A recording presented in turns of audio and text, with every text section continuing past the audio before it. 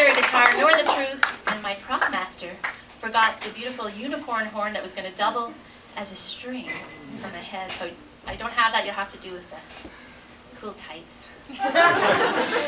I'm just going to read an excerpt from Good Egg, Bad Seed, in which I divide the world into two kinds of people. There are people who only cry in private and people who only cry in public. People who clean their mouse regularly and people who think, something's wrong with my mouse, over and over. People who open the door for you and people you open the door for. People who open the door for you and you appreciate it, and people who open the door for you and it's irritating. People who love it when you open the door for them, and people who refuse to let you do it. They want to be the door opener, and you have a little fight about it. People who play boggle, and people who'd rather be shot in the head.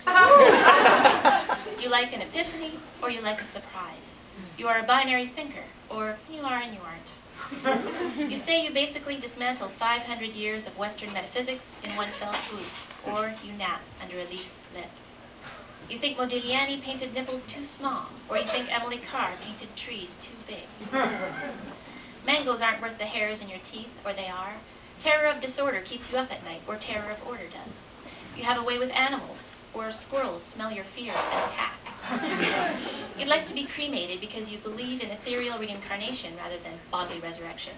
Or you'd like to be cremated just to be sure you're really dead when they put you down there. You once rescued a duck, or you once bagged a buck. You are torn between the Green Party and the NDP. Or you are torn between the Alliance and the Christian Heritage Party. Either way, you can say, both are pretty good on the gay issue.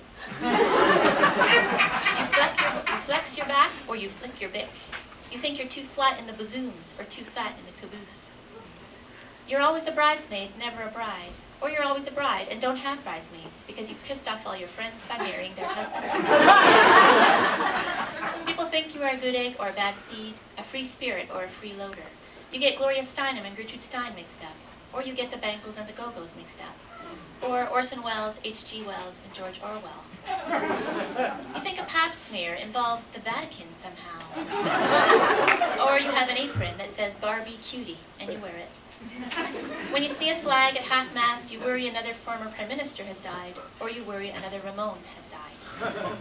You think Ian Hannah-Mansing is the next Peter Mansbridge, or you think Peter Mansbridge is the next Queen Mum. You'd rather carve a war monument, or you'd rather carve a loon. Artillery or fertility. If you could turn back time, you would lock your bike, or you would warn your students never to open an essay by quoting Cher. You'd rather be thought of as dumb and actually be smart, or you'd rather be thought of as smart and actually be dumb. You talk loudly in airport lineups, or you are Canadian. You are in tip-top shape, or you are in teapot shape. When you get a C, you sink into a depression that forever scars your already tenuous sense of self-worth, or you say, all right, a C. You jilt, or you are jilted. You tilt, or you are tilted. You think you are more attractive and interesting than you are. Or you think you are far more attractive and interesting. When you knock over a glass, you say, clumsy me. Or you say, who put that glass there? Or you say, stupid cup.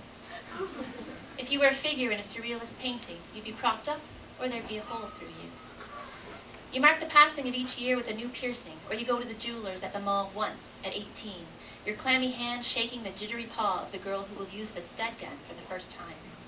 She's been taught to distract you. How was your summer, she asks, punching a needle into your right lobe. Great, you say, and her bracelets clink against the gun as she centers it over your left lobe. How was your summer, she asks, punching. Okay, you say. You order a bidet for your kitchen because it sounds kind of classy.